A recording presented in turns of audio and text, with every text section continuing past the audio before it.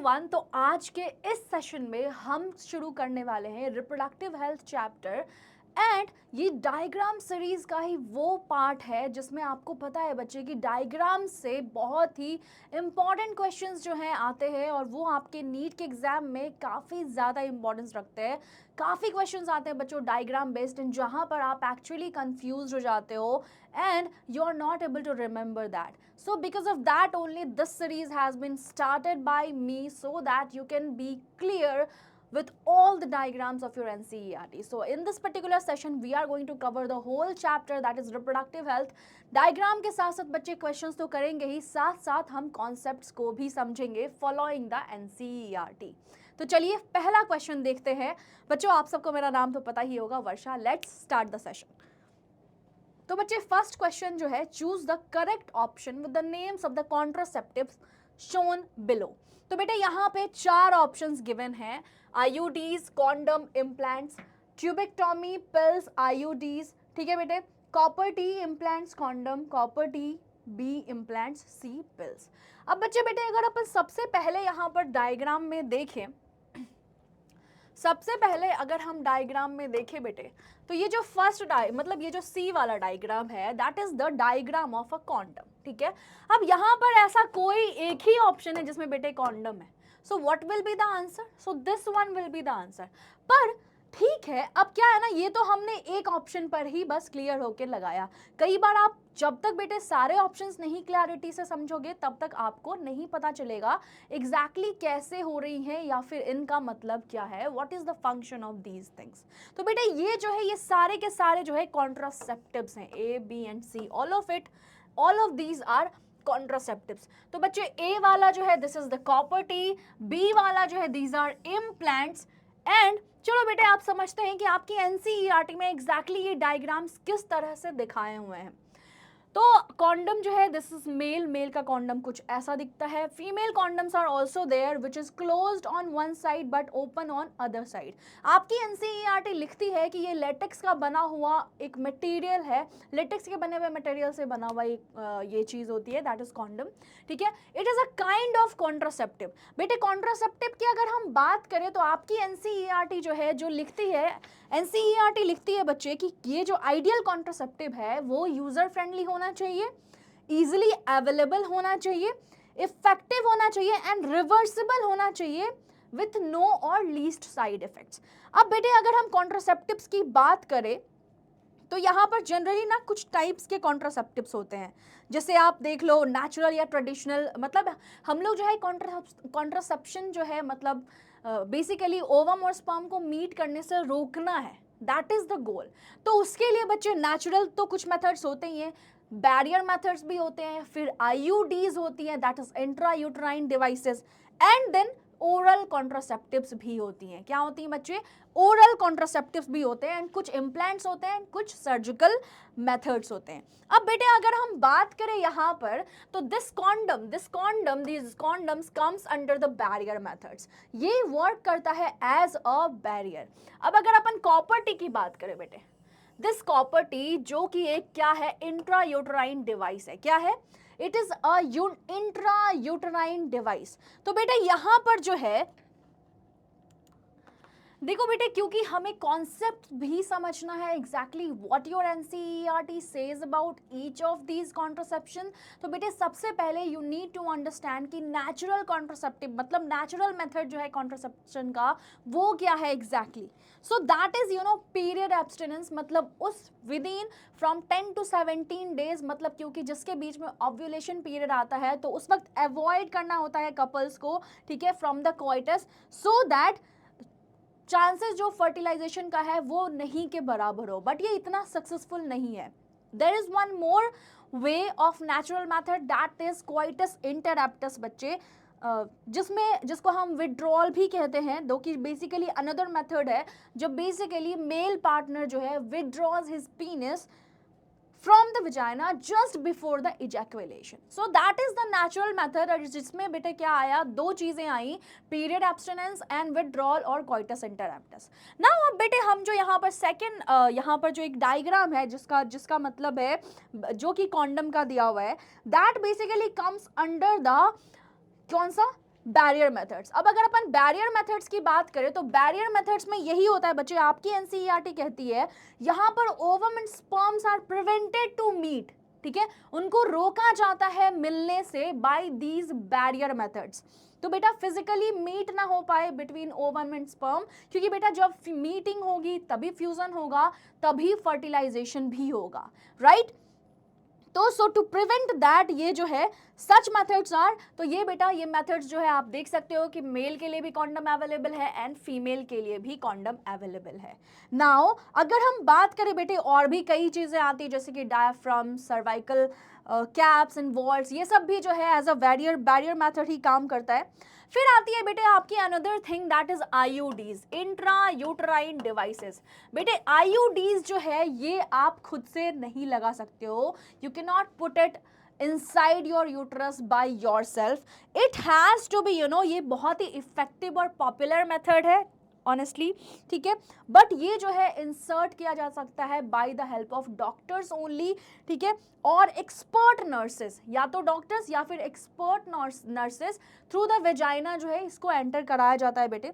अब ये जो आईयूडीज है ना बेटा, ये बहुत सारे टाइप्स का अवेलेबल है, जैसे यहाँ पर एग्जाम्पल दिया हुआ है CUT, मतलब दैट इज कॉपर टी बच्चे, यहाँ पर क्या दिया हुआ example, that is copper T. अब कॉपर टी जो है बेटे, कॉपर टी में एग्जैक्टली होता क्या है, आपकी एनसीईआरटी एग्जैक्टली क्या कहती है कि ये जो है ना कॉपर रिलीजिंग इंट्रायूटेराइन डिवाइसेस है।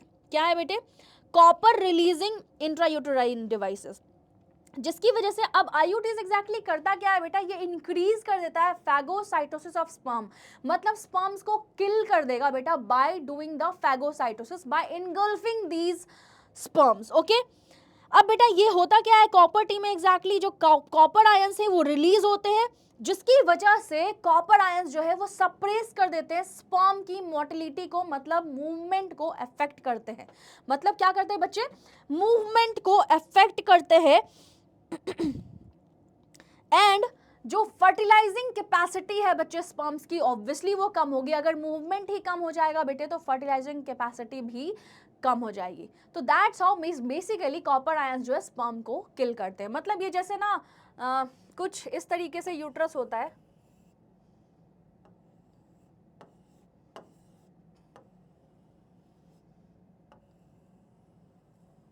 ओके, कुछ इस तरीके से यूट्रस होता है बच्चे, तो यहीं पर इस तरीके से जो है ये इसको कॉपर टी को लगाया जाता है, जिससे हर जगह पर इधर इधर हर जगह पर क्या होता है बच्चे, कॉपर आयंस जो है इस तरीके से रिलीज होते रहते हैं एंड स्पर्म्स जिधर भी आएगा बेटे उसको किल करते जाएंगे, उनका फैगोसाइटोसिस, मतलब इंट्रायूटेराइन डिवाइसेस में और भी है जो फैगोसाइटोसिस भी करते हैं, बट कॉपर टी का मेन वर्क ये है कि कॉपर आयंस रिलीज होती हैं, जिसकी वजह से बेटे क्या होगा कि कॉपर आयंस जो है सप्रेस कर देंगी मोटिलिटी की, स्पर्म की मोटिलिटी को और ऑब्वियसली फर्टिलाइजिंग कैपेसिटी को भी। So that's how this intrauterine device, मतलब that is copper T works. और बेटे ऑब्वियसली अगर ये कॉपर टी ज़्यादा कॉपर आयंस रिलीज करेंगी तो ये इम्प्लांटेशन के लिए भी ना अनसुटेबल इन्वायरमेंट बना देती है यूट्रस में, जिसकी वजह से अगर if in any case fertilisation हो भी जाता है तो बेटे इम्प्लांटेशन नहीं हो पाएगा, मतलब बेबी स्टे नहीं कर पाएगा, ओके मतलब फीटस स्टे नहीं कर पाएगा। नाउ अगर हम बात करें नेक्स्ट टाइप की, नेक्स्ट टाइप जो है बेटा कुछ ये जो आपके इम्प्लांट्स होते हैं उनकी बात है यहाँ पर, जो इम्प्लांट्स के बारे में है।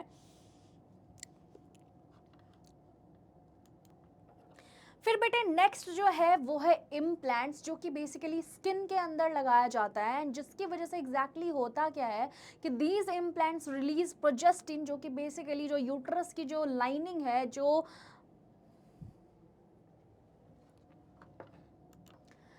बेटा तो ये यूट्रस की लाइनिंग नहीं, ये एक्चुअली जो सर्विक्स का जो म्यूकस है उसकी वजह से उसको थिकन कर देता है, जिसकी वजह से स्पर्म जो है पहुंच नहीं पाता है जहां उसको पहुंचना चाहिए, प्लस साथ साथ में बच्चे ओव्यूलेशन को भी रोक देता है।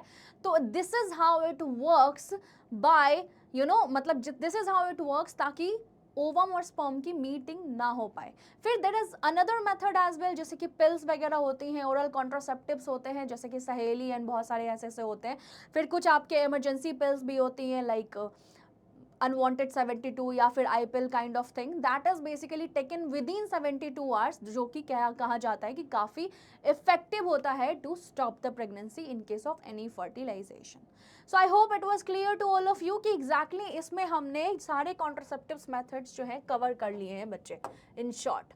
नेक्स्ट क्वेश्चन देखते हैं. Select the figure depicting surgical method of birth control in males. तो यहाँ पर मेल्स की बात हो रही है. There are options given only A, only B, both A and B and D none of this. तो बच्चे यहाँ पर मेल्स की बात हो रही है, तो मेल्स और फीमेल्स इन दोनों में जो है एग्जैक्टली क्या होता है.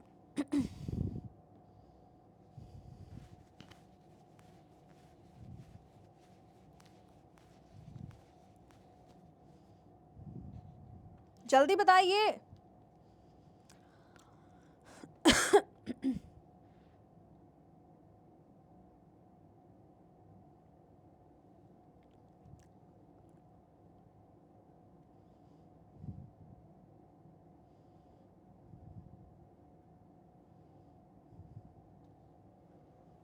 तो बच्चे चलो समझते हैं इस क्वेश्चन को. तो बेटा यहाँ पर बता रहा है कि एग्जैक्टली मेल वाला कौन सा है, फीमेल वाला कौन सा है. Select the figure depicting surgical method of birth control in males. Obviously भाई this one is the male का डायग्राम, यही तो है बेटे, यही तो है. So this one will be the answer.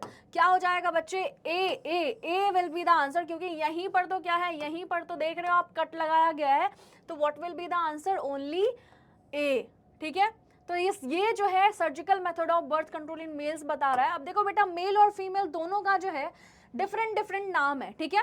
अब इसमें क्या होता है बच्चे, अगर हम फीमेल्स में देखें, फीमेल्स में जब ऐसी सर्जिकल मेथड करते हैं, इसको बेसिकली स्टरलाइजेशन मेथड भी कहते हैं. जब बेसिकली आफ्टर दिस कभी भी जो है अगर फीमेल है तो वो माँ नहीं बन सकती हैं, और अगर मेल्स हैं तो वो बेटा वो कभी भी पापा नहीं बन सकते हैं. ठीक है. So this is the surgical method जो कि फीमेल में करते हैं एंड जिसको हम ट्यूबेक्टोमी कहते हैं. अब फीमेल में एग्जैक्टली क्या होता है बेटे, देखो आपको पता है कि फीमेल में ये वाला जो पार्ट है एम्प्यूला जिसको कहते हैं बेटे, फेलोपियन ट्यूब का एम्प्यूला जिसको कहते हैं, where actually fertilisation takes place. तो बेटे ठीक है, अगर मान लो यहाँ से ओवरी से ओवम रिलीज भी हो गई और यहाँ आ भी गई, तो बेटे स्पर्म तो इधर से जाता है ना, sperm enters the uterus through the vagina, right? And that's how it reaches to the fallopian tube. मतलब एम्प्यूला वाले रीजन जहां पर एक्चुअली फर्टिलाइजेशन होती है, मतलब ampullary isthmus junction according to your NCERT. ठीक है. तो ये जो है बेटा इधर जाए तो ये ना मिले, स्पर्म इधर कब जाएगा, जब इसको रास्ता मिलेगा. तो बेटा यहाँ पर जो फेलोपियन ट्यूब्स है इनको टाई करके कट कर दिया जाता है, मतलब पहले काटते हैं और फिर इनको बांध दिया जाता है. तो दोनों ही साइड करना पड़ता है, बिकॉज बेटे आपको पता है कि during each menstrual cycle alternatively every month जो है ओवरी रिलीज करती है एक ओवम. दोनों ओवरी जो है एक ओवम रिलीज करती है बच्चे. तो इसी को क्या कहते हैं, तो इस तरीके से ट्यूबेक्टोमी होता है. अब अगर अपन बात करें वेसेक्टोमी की, मतलब जो किस में होता है बेटा, मेल्स में होता है. तो वेसेक्टोमी में क्या होता है एग्जैक्टली, आप देख रहे हो यहाँ पर आपको पता है वास्ट डिफरेंस क्या है बेटे, वास्ट डिफरेंस ही वो ट्यूबुलर स्ट्रक्चर है, वो पाथवे है जो ट्रांसपोर्ट करता है स्पर्म को. क्या करता है बेटे, ट्रांसपोर्ट करता है स्पर्म को. किस चीज के लिए, transport sperms to the ejaculatory duct, right. तो ट्रांसपोर्ट करता है स्पर्म को टू द इजैक्युलेटरी डक्ट. बेटे आपको पता है यहाँ पर इस टेस्टिस में स्पर्म का फॉर्मेशन हो रहा है, मतलब spermatogenesis is taking place. Okay now ठीक है, स्पर्म विल गेट फॉर्म्ड. ऐसा नहीं है कि स्पर्म का फॉर्मेशन बंद हो जाएगा. ठीक है, तो बंद नहीं होता है बेटे, स्पर्म फॉर्म होता है, बट ये यहाँ पर गया, बट इसके बाद बेटे आगे के रास्ते तक पहुंच ही नहीं पाया कि ये इजैक्युलेटरी डक्ट से फाइनली मतलब जो यूरेथ्रा के थ्रू बाहर आ पाए. ठीक है. तो उस चीज को रोकने के लिए बेटे कई बार ना ऐसा कहा जाता है, और एक मिसकंसेप्शन है, तभी मेल्स जनरली नहीं कराते हैं, जबकि मेल्स में जो बेटे ये वाला प्रोसेस है इट्स ईजियर, क्योंकि बच्चे ये बाहर की ओर होता है and it can easily cut. ठीक है. तो ये इजीली मतलब ऑपरेशन हो सकता है, बल्कि फीमेल्स में जो है पूरा थोड़ा ज़्यादा हैवी सर्जरी हो जाती है, जिसकी वजह से उनको ज़्यादा टाइम भी लगता है, मतलब सही होने में, बेटर होने में. तो नामर्द वगैरह ऐसा कहा जाता है, बट ऐसा कुछ नहीं है बच्चे. यहाँ पर जो है स्पर्म का अभी भी अभी भी स्पर्म्स बन रहे हैं, ऐसा नहीं है कि स्पर्म्स का बनना रुक गया है, it's just that vast difference में यहां से आगे वो स्पर्म जा ही नहीं सकता है। तो बेटे यहाँ पे स्पर्म नहीं रहेगा, तो अगर इजैकुलेशन होगा बच्चे, ejaculation will be there, but सिर्फ और सिर्फ क्या होगा बेटे, सेमाइनल फ्लूइड ही आएगा बाहर। क्या होगा बेटे, only seminal fluid will come through this part, ठीक है, और एक्सेसरी डक्ट्स का जो भी सिक्रेशन है वो आएगा। That's it. So that's what is done in both the tubectomy and vasectomy. तो बेटे ट्यूबेक्टोमी में फेलोपियन ट्यूब को टाई एंड कट करते हैं, मतलब काट के बांधते हैं, ठीक है, एंड यहां पर बेटे जो है वास्ट डिफरेंस को cut and then it gets tied. So I hope it is clear. तो सभी को ये वाला क्वेश्चन भी क्लियर होगा। चलिए आगे की ओर बढ़ते हैं। तो बच्चे ये रहा नेक्स्ट क्वेश्चन आपका, select the contraceptive which is implanted under the skin. Come on guys, मैंने अभी जस्ट आप सभी को बताया है कि इसमें से कौन सा ऐसा मेथड है जिसको अंडर द स्किन इम्प्लांट किया जाता है, जो बेसिकली स्टॉप करता है ओव्यूलेशन को बच्चे। तो जल्दी जल्दी से कॉमेंट सेक्शन भर दो बेटा आंसर से, कम ऑन गाइज।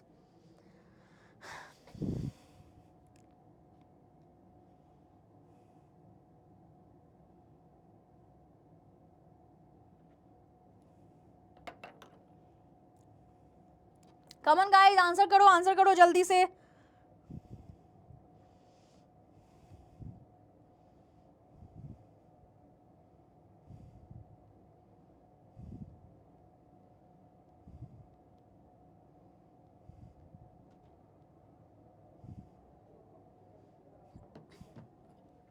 ओके बच्चों, तो ये जो है बेटे ये क्या है, इम्प्लांट है।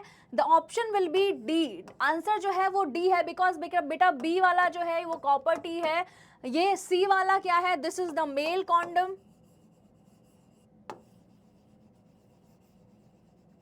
और ये जो है बेटे फीमेल कॉन्डम का डायग्राम है। एंड ये बेसिकली आपके एनसीईआरटी में कैसे दिया हुआ है बच्चे, मैंने ऑलरेडी आपको दिखा दिया है कि किस तरीके से जो है यहाँ पर बताया हुआ है। So this one is the, ये ही बच्चे क्या हो गई, इम्प्लांट हो गई, जो कि एक टाइप का कॉन्ट्रासेप्टिव मेथड है, जो कि under the skin generally arms में लगाया जाता है बेटे, ठीक है।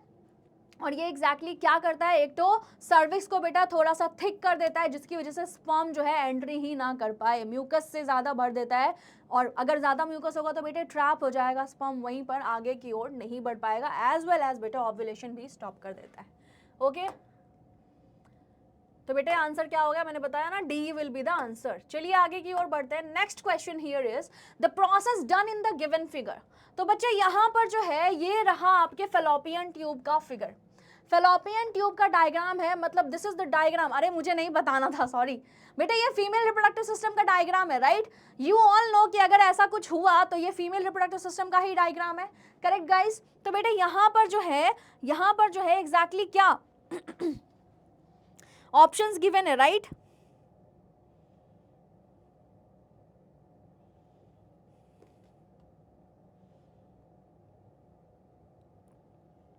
ऑप्शंस गिवन है, राइट। तो प्रोसेस जो इसमें गिवन है उसमें ऑप्शंस क्या क्या है बेटे, अवॉइड्स इंसेमिनेशन, ठीक है, inhibits ovulation, increase contraceptive efficiency, prevents egg from reaching the uterus for implantation।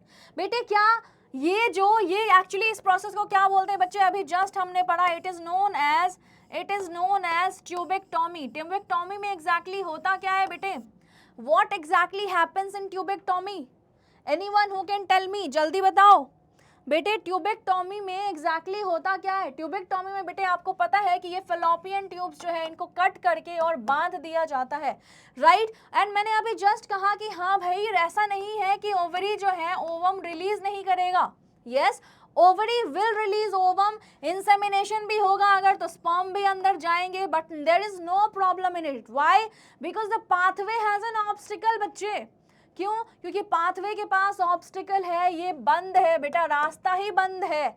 वो जैसे लैंडस्लाइड्स नहीं हो जाती है तो रास्ता ही बंद हो गया ना, अब आप क्या उधर से उधर पार कर सकते हो, नहीं ना, अनटिल एंड अनलेस वो रास्ता सही हो जाए, ठीक है। तो ये इसी तरह कुछ होता है बेटे, यहाँ पर ओवम भी बेचारी आके रुकी रहती है, इसको लगता है कि हाँ ठीक है स्पर्म आएगा, फर्टिलाइजेशन होगा, बेचारा ये स्पर्म भी इधर से जाता है, बट यहाँ तो रास्ता ही बंद है, तो ये इसके बाद ये जा ही नहीं पाता है, वो वहीं पर रास्ता रुक गया, ओवम वहीं पर, तो ऐसे ही फर्टिलाइजेशन का कभी भी चांसेस हो ही नहीं सकता है। तो बेटे यहाँ पर ये ऑप्शन भी गलत है, अवॉइड्स इंसेमिनेशन। ऐसा कुछ नहीं है कि इंसेमिनेशन में कोई भी प्रॉब्लम होगी, नो। देखो कॉन्ट्रासेप्टिव का मतलब ही है कि वो कंफर्टेबल होना चाहिए और कुछ भी ऐसा कोई भी प्रॉब्लमेटिक नहीं होना चाहिए एक ह्यूमन बीइंग के लिए, एक पर्सन के लिए। इनहिबिट्स ओव्यूलेशन, नो, ऐसा बिल्कुल नहीं है। मैंने कहा ओव्यूलेशन बिल्कुल होता है। इंक्रीजेस कॉन्ट्रासेप्टिव एफिशिएंसी, नहीं नहीं नहीं, ऐसा भी नहीं है, ये भी नहीं है। सबसे परफेक्ट आंसर है बेटा prevents egg from reaching the uterus for implantation. तो बेटे ये एग जो है आएगा ही नहीं, एग तो बनेगा ही नहीं ना बेटा, तो इम्प्लांटेशन तो कैसे ही होगा, ठीक है, इम्प्लांटेशन कैसे ही होगा बच्चे, ठीक है, समझ में आया? So I hope it is clear. आगे की ओर बढ़ते बेटा, the image given below represents the stage of embryo form from in vitro fertilization. Select the procedure which is used to transfer such an embryo. बेटे ये कौन सा है, ये क्या है, ये डायग्राम एग्जैक्टली क्या दिखा रहा है बच्चे? हमने सबने पढ़ा हुआ है, ये डायग्राम क्या है एग्जैक्टली, बताओ बताओ बताओ। तो देखो बेटे जिसमें ये वाला जो हिस्सा है दैट इज ट्रोफोब्लास्ट। अब ट्रोफोब्लास्ट के बाद यहाँ पर कुछ इंटरनल सेल मास भी प्रेजेंट है। So this one is the internal cell mass. ये एक्चुअली में क्या है बेटा, ये आप देखो, आपको पता होना चाहिए एग्जैक्टली क्या है। यहाँ है इंटरनल सेल मास और ये एक्चुअली में डायग्राम किसका है, कौन सा स्टेज का है बेटे? जाइगोट जो है जब कंटिन्यूअसली डिवाइड करता रहता है तो उसके बाद ही बेटा यहाँ पर क्या होता है ना, इस तरीके का एक स्ट्रक्चर बनता है और ये एक कैविटी है जिसको ब्लास्टोसील भी कहते हैं। क्या कहते हैं बच्चे? ब्लास्टोसील भी कहते हैं। अब मुझे ये बताओ कि आप लोगों को याद आ रहा है ये डायग्राम कौन सा है बेटे? ये ब्लास्टोसिस्ट है बेटे। ये क्या है? ये ब्लास्टोसिस्ट है, ये ब्लास्टोसिस्ट है बेटे। ब्लास्टोसिस्ट का स्ट्रक्चर है जो कि बेसिकली अटैच होता है यूट्राइन वॉल में। फाइनली जब अटैच होना पड़ता है, जब इम्प्लांटेशन होता है तो इसी तरह का कुछ स्ट्रक्चर होता है जो फाइनली इम्प्लांट होता है इनटू द यूटरस। ओके तो बेटा यहाँ पर 4 ऑप्शंस गिवन है, gift, IUT, IUI and gift.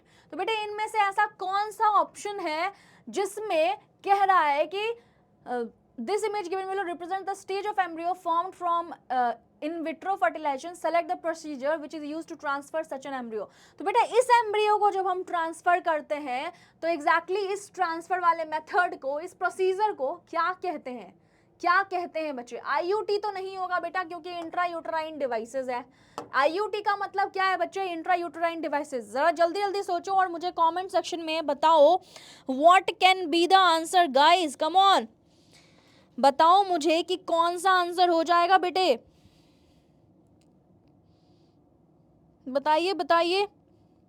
देखो बेटा ये एग्जाम्पल है आईवीएफ का, ये क्या है बेटा? ये एग्जाम्पल है आईवीएफ का।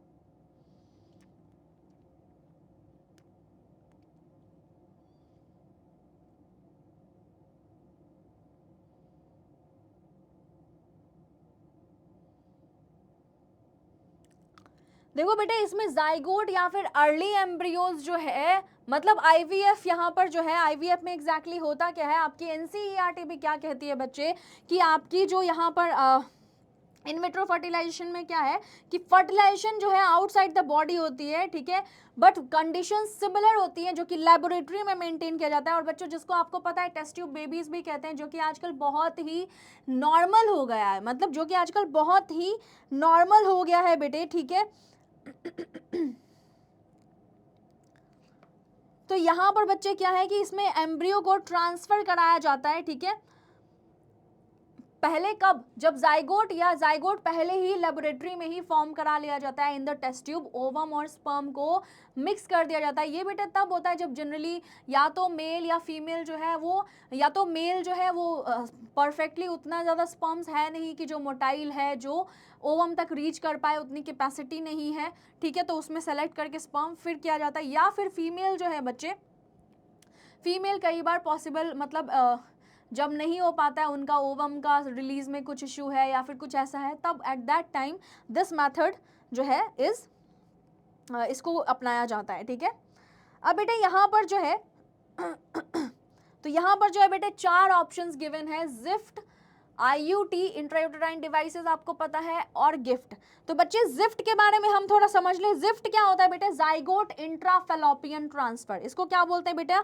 Zygote intrafallopian transfer. तो इसमें क्या होता है ना, जाइगोट या अर्ली एम्ब्रियोज, अर्ली एम्ब्रियोज मतलब अप टू 8 जो ब्लास्टोमेयर्स होते हैं, 8 ब्लास्टोमेयर्स, उसको ट्रांसफर कर देते हैं सीधे फेलोपियन ट्यूब में। कहाँ पे बच्चे? फेलोपियन ट्यूब में, क्योंकि जब इस तरह से 8 या इस तरह की सेल्स होती हैं बच्चे, तो वो फेलोपियन ट्यूब में ही होती हैं, तो उनको इस तरीके से फेलोपियन ट्यूब में ही ट्रांसफर कर दिया जाता है। तो that's why it is known as zygote intrafallopian transfer. अब देखो बेटा, और एम्ब्रियोज जो 8 ब्लास्टोमेयर से ज्यादा हो गए तो वो क्या होते हैं बेटा? उसको इनटू द यूट्रस डाल दिया जाता है, ठीक है, ताकि उनका फर्दर डेवलपमेंट हो पाए। अब बेटा गिफ्ट क्या है? तो इसमें ट्रांसफर होता है ओवम का, जो कि कलेक्ट किया जाता है from a donor.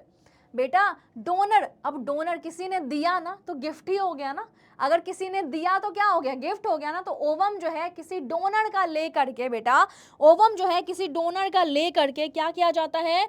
Another female जो एक्चुअली नहीं प्रोड्यूस कर सकती है उनमें डाला जाता है, बट कैन प्रोवाइड। लेकिन बेटा कई बार ना बहुत सारी फीमेल्स जो है उनमें ओवम नहीं अच्छे से प्रोड्यूस हो रहा है, नहीं रिलीज हो पा रहा है, बट उनका जो यूट्रस है वो परफेक्टली है, परफेक्शन में है एक हेल्दी बेबी को ग्रो कराने के लिए। तो वैसे में क्या हुआ जाता है कि डोनर जो है उससे ओवम लिया जाता है and then it is kept, मतलब उसको भेज दिया जाता है कहाँ पर बेटा? ट्रांसफर कर दिया जाता है हेल्दी फीमेल में, जो एक्चुअली में सारी की सारी जो सुटेबल इन्वायरमेंट है फर्टिलाइजेशन के लिए वो सारा मैनेज कर सकती है। तो फर्दर जो डेवलपमेंट है बच्चे वहां पर होता है। फिर आपको आर्टिफिशियल इंसेमिनेशन होता है, ठीक है। अब इसमें क्या होता है बेटा? Artificial insemination, anyone who knows?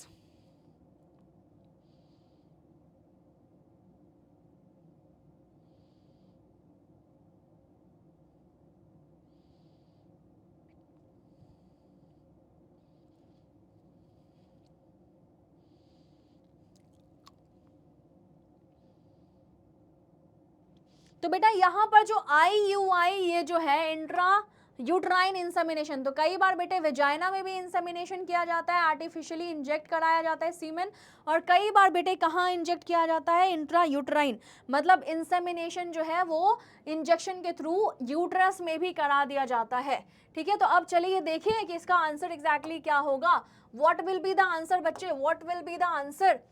The image given below represent the stage of embryo formed from in vitro fertilization. Select the procedure which is transfer such an embryo. ठीक है, तो इसको क्या कहेंगे बेटे? हाँ, तो इसको कहेंगे बेटा ये जिफ्ट के अंदर ही आता है, जिसको हम इंट्रा यूट्राइन ट्रांसफर बोलते हैं। क्या? IUD नहीं है बेटे, ये IUT है। ये क्या है? IUT, मतलब जिसमें इंट्रा यूट्राइन ट्रांसफर करते हैं। क्यों? क्योंकि बेटा ये 8 ब्लास्टोमियर से ज्यादा है ना, है ना, 8 ब्लास्टोमियर से ज्यादा है ना, ब्लास्टोसिस्ट है, तो इसमें काफी सेल्स होते हैं, ऑलमोस्ट 100 to 200 सेल्स। तो बच्चे इसको सीधा कहाँ ट्रांसफर करते हैं? हम यूट्रस में ट्रांसफर करते हैं, ताकि फाइनल काफी और बाकी की जो डेवलपमेंट है वो भी हो सके। So I hope it is clear. तो बेटा ये रहा इंट्रा यूट्राइन इंसेमिनेशन। इसको क्या कहते हैं बच्चे? This is intra uterine insemination, जिसमें सीमेन को जो है सीधा इंजेक्ट किया जाता है into the uterus of a female. इसमें मतलब यही हुआ कि जो मेल पार्टनर है he is not able to properly, मतलब जो है sorry, properly put the sperms into the vagina of the female, और या फिर कैपेसिटेशन जो है स्पर्म्स की जो क्वालिटी है वो उतनी अच्छी नहीं है। गिफ्ट तो मैंने बता ही दिया कि ये जो है गिफ्ट क्या होता है बेटा? जब किसी डोनर से जो है ओवम लिया जाता है, और ओवम कौन लेती है बेटा? हेल्दी फीमेल, जिसका यूट्रस का इन्वायरमेंट तो परफेक्ट है but she can not produce that ovum, ठीक है। In that case it is being taken. Gift क्या है बेटा? Zygote intrafallopian transfer. जब जाइगोट को फेलोपियन ट्यूब में ट्रांसफर करा जाए, तो इसका तो नाम से ही पता चल रहा है बच्चे, ठीक है। तो जब जाइगोट को बेटा फेलोपियन ट्यूब में ही ट्रांसफर करा दिया जाए तो that is known as GIFT, okay. और गिफ्ट जो है गैमेट, मतलब गैमेट को जब हम फेलोपियन ट्यूब में ट्रांसफर कर दें, ठीक है। तो ये जो हमने ये कहा कि भाई गिफ्ट के टाइम पर ही ये जो है डोनर से ओवम लेते हैं। तो ओवम क्या हो गया बेटा, ovum is the gamete only ना, तो गैमेट का ट्रांसफर कर रहे हैं बेटा कहाँ से, दूसरी डोनर से लेके दूसरे फीमेल में जो कि हेल्दी है। So I hope it is clear. आगे के क्वेश्चन की ओर बढ़ते हैं बच्चे। तो आगे का क्वेश्चन है, the diagram below represents the development of a human zygote up to the blastocyst stage which is labelled from A to E. ठीक है बेटे, तो ये रहा आपके बहुत सारा डायग्राम, ठीक है, और इसमें लिखा हुआ है A to A, day 1, day 2, day 3, इस तरीके से किस तरीके से जो है डे 5 में ब्लास्टोसिस्ट जो है फॉर्म हो जा रहा है। बेटे यहाँ पर पूछ रहा है, the diagram below represents the development of a human zygote up to the blastocyst stage. तो बेटा ये ब्लास्टोसिस्ट स्टेज तक है, तो इसमें क्या क्या ऑप्शन है, during test tube programme the embryo is transferred at the stage A to the mother's uterus. तो बेटा यहाँ पर टेस्ट ट्यूब प्रोग्राम की बात हो रही है कि क्या एम्ब्रियो किस वक्त किस तरीके से ट्रांसफर किया जाता है, ये है टेस्ट ट्यूब बेबी का। जिफ्ट में क्या है, तो इसमें से कौन सा सही है, जिफ्ट की बात कर रहे हैं कि जाइगोट जो है एट स्टेज सी इज, मतलब डे 3 में ट्रांसफर किया जाता है into the fallopian tube. In IUT, intrauterine transfer, the embryo at stage E is transferred into the fallopian tube.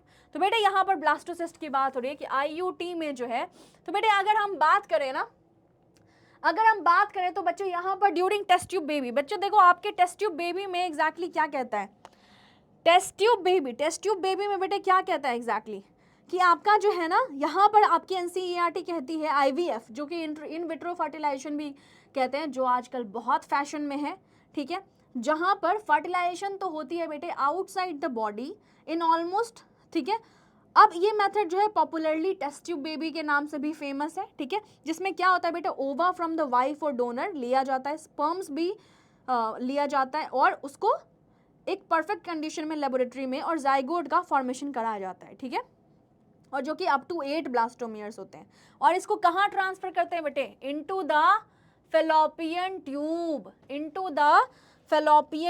तो बच्चे ये जो है कब फैलोपियन ट्यूब में, जब जाइगोट बन जाता है बेटा, तो जाइगोट और अर्ली एम्ब्रियोज, जाइगोट या फिर अर्ली एम्ब्रियोज, तो आप कह सकते हो बेटा कि ये ए वाला जो है वो ही मतलब मदर के यूट्रस पे जो है, मदर के यूट्रस में नहीं बेटे, कहाँ पे कराया जाता है, क्योंकि अर्ली है ना बेटा, तो यूट्रस गलत हो गया, क्योंकि यहाँ पर क्या सही हो जाएगा बेटे, फैलोपियन ट्यूब में ट्रांसफर करते हैं। अगर अपन यहाँ पर बच्चे अर्ली एम्ब्रियो को ट्रांसफर करेंगे तो it should be in the fallopian tube only.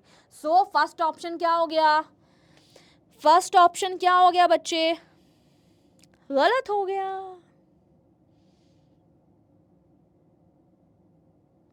ठीक है, तो फैलोपियन ट्यूब में ट्रांसफर करते हैं, ना कि यूट्रस में। तो हमेशा क्वेश्चन को अच्छे से पढ़ना है। Second option is in GIFT the zygote at stage C is transferred into the fallopian tube. GIFT की बात हो रही है जहां पर जाइगोट इंट्रा फैलोपियन ट्रांसफर कर रहे हैं, तो यहां पर जाइगोट जो है एट स्टेज सी की बात हो रही है बेटे। तो ये जिफ्ट के बारे में क्या दिया गया है, जिफ्ट के बारे में बच्चे क्या दिया गया है आपकी बुक में, देखो यहाँ पर है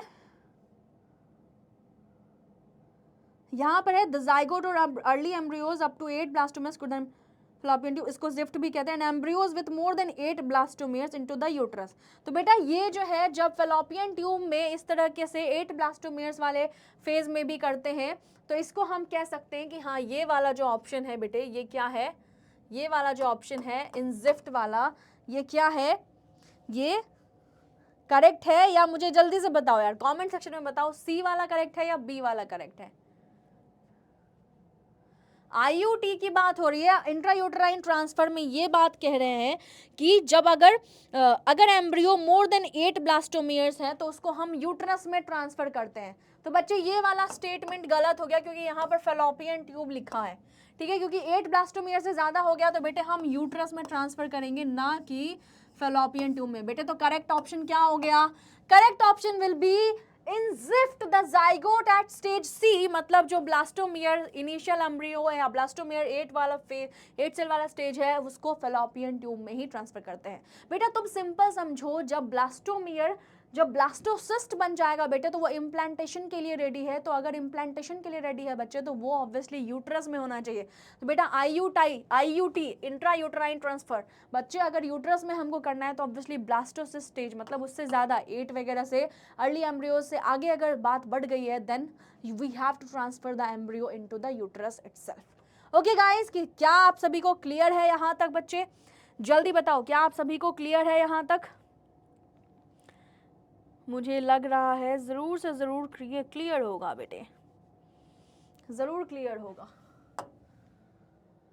हाँ जी, तो बेटे करेक्ट आंसर क्या था? हमने भी यही करा है, बी है। ठीक है, चलिए तो बेटे यहाँ पर देखो बेटे, यहाँ पर ना बहुत सारे, तो इस तरीके से जो है सारे के सारे डायग्राम्स जो है कवर तो हो गए हैं इस चैप्टर के, क्योंकि बेटा ये चैप्टर ना थोड़ा छोटा ही है, ये चैप्टर थोड़ा सा छोटा ही है। फिर यहाँ पर बेटे कुछ एक और पार्ट है जो कि एक्चुअली में यहाँ पर कुछ 1-2 पार्ट्स हैं जो मिसिंग हैं, जो डायग्राम में नहीं कवर हो पाए। दो जैसे कि क्वेश्चंस आते हैं MTP से, मेडिकल टर्मिनेशन प्रेगनेंसी। क्या होता है बेटा? Medical termination of pregnancy. बेटा जब हम ये चैप्टर कर ही रहे हैं ना तो we should do it in a proper way. ठीक है, फिर एमनियोसेंटेसिस की बात हो रखी है इस चैप्टर में, MTP की बात हो रही है बेटा, सेक्सुअली ट्रांसमिटेड इन्फेक्शंस की भी बात हो रखी है। रिप्रोडक्टिव हेल्थ बेटे जो है ना एक ऐसा चैप्टर है जहाँ पर आपको ये डेली लाइफ में भी काम आने वाला है। देखो नीट के एग्जाम में तो काम आएगा ही, साथ साथ आपके डेली लाइफ में भी ज़रूर से ज़रूर काम आएगा बच्चे। ठीक है, तो ये कैसे बेटा कैसे होता है? तो मेडिकल सबसे पहले तो एमनियोसेंटेसिस समझ ले अपन बेटे, आपकी NCERT में एमनियोसेंटेसिस भी मेंशन्ड है। ठीक है, आपको पता है एमनियोसेंटेसिस में एग्जैक्टली होता क्या है?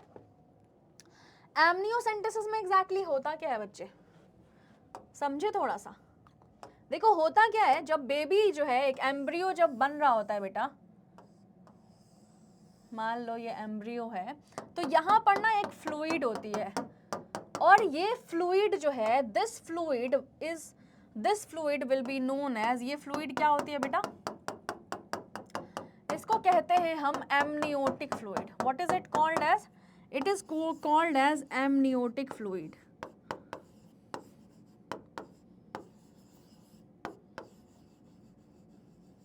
It is called as amniotic fluid. ठीक है, अब ये ना ये तो एम्ब्रियो है बेटा, ये तो क्या है? This is the embryo. Okay, but ये इसके ना एक सैक लाइक स्ट्रक्चर में बंद है, एंड इस सैक को जिसके अंदर ये एम्ब्रियो बंद है, ठीक है, उसको बोलते हैं बेटा, ये क्या, इस सैक को बोलते हैं एमनियोटिक सैक। एमनियोटिक सैक एक बोरे जैसा स्ट्रक्चर है जिसमें बच्चा बंद है बेटा, एम्ब्रियो बंद है, इसको बोलते हैं एमनियोटिक सैक। नाउ जब एमनियोसेंटेसिस करते हैं बच्चे, देखो हमारे इंडिया में तो बैन कर दिया गया है। क्यों? क्योंकि हमारे इंडिया वाले जो है ना वो जैसे उनको पता लगता है, एमनियोसेंटेसिस से होता क्या है कि सेक्स ऑफ द चाइल्ड जो है वो पता लग जाता है, साथ साथ कोई भी जो ऐसी कोई भी प्रॉब्लम है या ऐसा डिसऑर्डर है जो कि अवॉइड कराया जा सकता है, मतलब बच्चे में इसी टाइम पर एम्ब्रियोनिक कंडीशन में अगर वो बहुत ज़्यादा सीवियर है तो कई बार जो है लोग टर्मिनेट भी करवाते हैं प्रेगनेंसी को, बहुत सारी ऐसी चीज़ें होती हैं। पर हमारे इंडिया में बेटा अलग लेवल की टर्मिनेशन है प्रेगनेंसी की।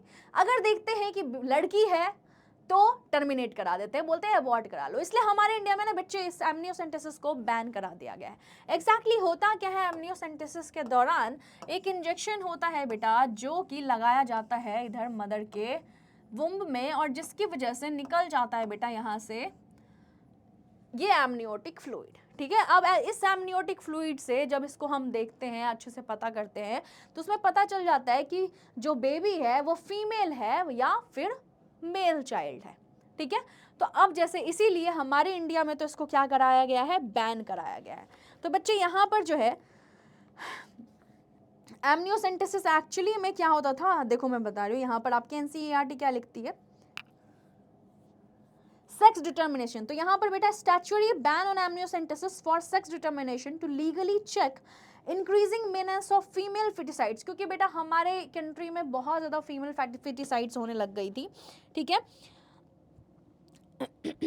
फॉर सेक्स डिटर्म, तो इसलिए ठीक है, तो यहाँ पर कुछ प्रोग्राम्स चलाए गए that made it mention in the connection. बेटा इन एमनियोसेंटेसिस क्या होता था, सम ऑफ द एमनियोटिक फ्लूइड जो है, जो डेवलपिंग फीटस है, उनसे निकाला जाता है, जैसा कि मैंने आपको बताया, is taken to analyse the foetal cells और डिजॉल्व सब्सटेंसेस। अब इस प्रोसीजर जो है is use to test for the, तो इसकी वजह से बेटा बहुत सारी चीज़ें पता लग जाती है, जैसे कि जेनेटिक डिसऑर्डर्स, जैसे कि बेटा डाउन सिंड्रोम मैंने बताया ना, जैसे कि हीमोफीलिया, तो सिकल सेल एनीमिया, ये सब कुछ जेनेटिक डिसऑर्डर्स जो है बेटा इसके बारे में पता लग जाता है। तो अगर पहले से ही बहुत हैवी कुछ चीज़ है तो बेटे उसको अगर ट्रीट करा जा सकता है during the pregnancy period only, तो उसी टाइम से ट्रीटमेंट शुरू हो जाती है। और अगर नहीं अवॉइडेबल है तो बेटा इस तरीके में ऐसे में टर्मिनेट कराना भी अलाउड होता है प्रेगनेंसी को। ओके,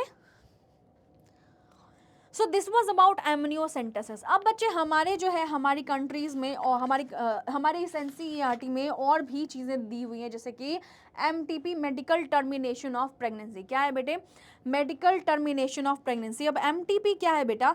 इंटेंशनल और voluntary termination of pregnancy before full term. तो बेटा इसी को बोलते हैं मेडिकल टर्मिनेशन ऑफ प्रेगनेंसी, या फिर जिसको आप कह सकते हो एबॉर्शन भी कहते हैं, जहाँ पर बेबी को एबॉर्ट कराया जाता है।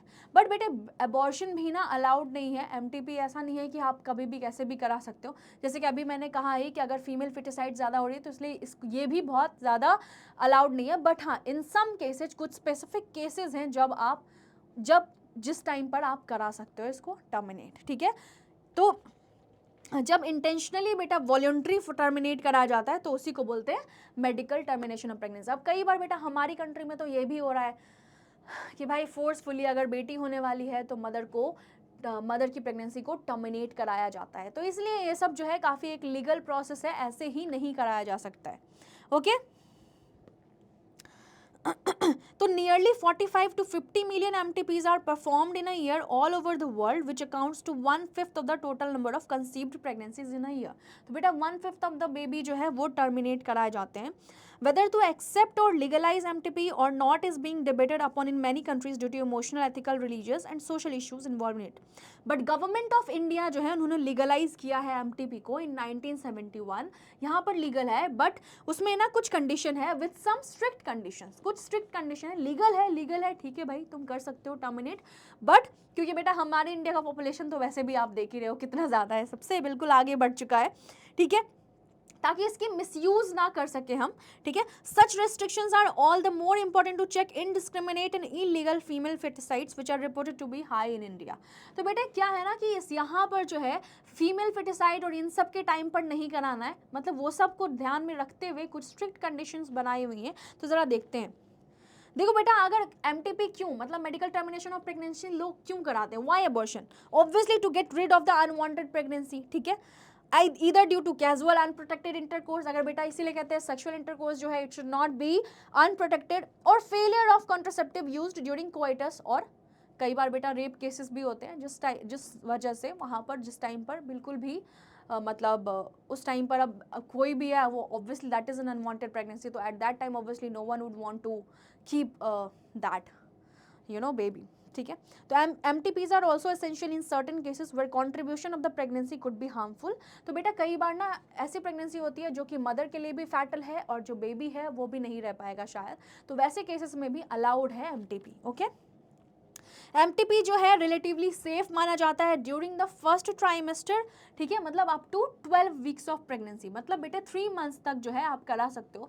बट बेटे आपको मैं एक चीज़ बता दूं कि एक हेल्दी वुमेन, मतलब एक वुमेन जो है, एक healthy women, she can only go through, मतलब her body can only go through maximum of 2 medical termination of pregnancy, मतलब MTP, only 2 MTPs, only 2 abortion. क्योंकि बेटा ये जो है ना ये प्रोसेस बहुत ही ज़्यादा मतलब क्रूशियल है and it is very bad for the health of the mother.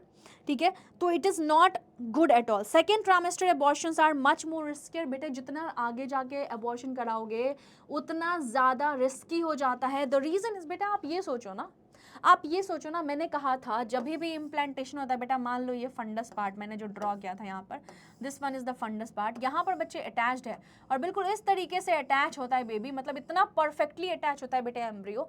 यहाँ से हटाना, मतलब आप समझ रहे हो, can you imagine how painful it could be, and how risky it could be, because कितना ब्लड बेटा लॉस होगा। तो सेकेंड ट्राइमेस्टर एबॉर्शन जो है काफ़ी रिस्की है, क्योंकि उस टाइम पर बच्चे ये तो छोटा सा भी एम्ब्रियो है, उस टाइम पर बहुत हद तक जो है एम्ब्रियो काफ़ी बड़ा हो जाता है एंड वो बहुत ही ज़्यादा रिस्की माना जाता है। तो बेटा तो 1 disturbing trend observed is that a majority of the MTPs are performed illegally by unqualified quacks which are not only unsafe but could be fatal too। बेटा बहुत सारे, क्योंकि बहुत लोग ना ऐसे अलग ही कंडीशन में कुछ ऐसी चीज़ें हो जाती हैं जिसकी वजह से लोग एक्चुअल में सही जगह पर सही ढंग के लोगों के पास, सही ढंग के डॉक्टर के पास जाने से डरते हैं, जिसकी वजह से वो जो बिल्कुल सही इंसान नहीं होते, जो कि फेक फर्जी लोग होते हैं, फर्जी डिग्री के साथ रहते हैं और उनसे करवा लेते हैं, and it can be fatal to, जिसकी वजह से बहुत सारी जानें भी गई हैं बच्चों। और ऐसी ऐसी हम स्टोरीज़ भी देखते रहते हैं आए दिन टीवी वगैरह पे। तो बच्चे इन सब से सीखना चाहिए हमें बहुत सारी चीज़ें, ठीक है। तो इसमें another dangerous trend is the misuse of amniocentesis to determine the sex of the unborn child. तो इसीलिए बेटा एमनियोसेंटेसिस तो बंद करा दिया गया है ताकि अबॉर्शन जो है वो फीमेल चाइल्ड का ना हो सके, ठीक है। Frequently if the foetus is found to be female it is followed by MTP. तो ये जो है बेटा ये लीगल नहीं है, ओके। तो इसके लिए जो है बेटा एमटीपी जो है रोका गया है, क्योंकि हमारे इंडिया में फीमेल फिटिसाइड्स की संख्या इतनी ज़्यादा बढ़ गई थी, जनरली राजस्थान साइड में और बहुत सारे ऐसी सिटीज़ थी जहाँ पर ये चीज़ें रोकी गई हैं। तो इसको बेटा अवॉइड कराया जाता है, ठीक है। तो इस टाइम पर बहुत सारे रिस्क फैक्टर्स हैं, वही तो अपने को ये सब देखते हुए तभी एमटीपीज जो है कराना चाहिए। तो बेटे कई बार एमटीपीज जो है कुछ मतलब ऐसे हैं, अगर आप 18 से कम हो और उस टाइम पर प्रेगनेंसी हो गई है तो एट दैट टाइम एमटीपी आपको अलाउड है।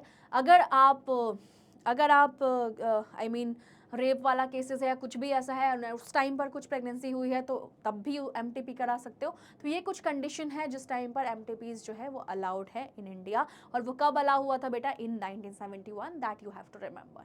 फिर आता है बेटा sexually transmitted infections. Sexually transmitted infections जो कि बच्चे आप सभी ने एड्स के बारे में तो पढ़ा ही होगा, right? Everyone knows about ads.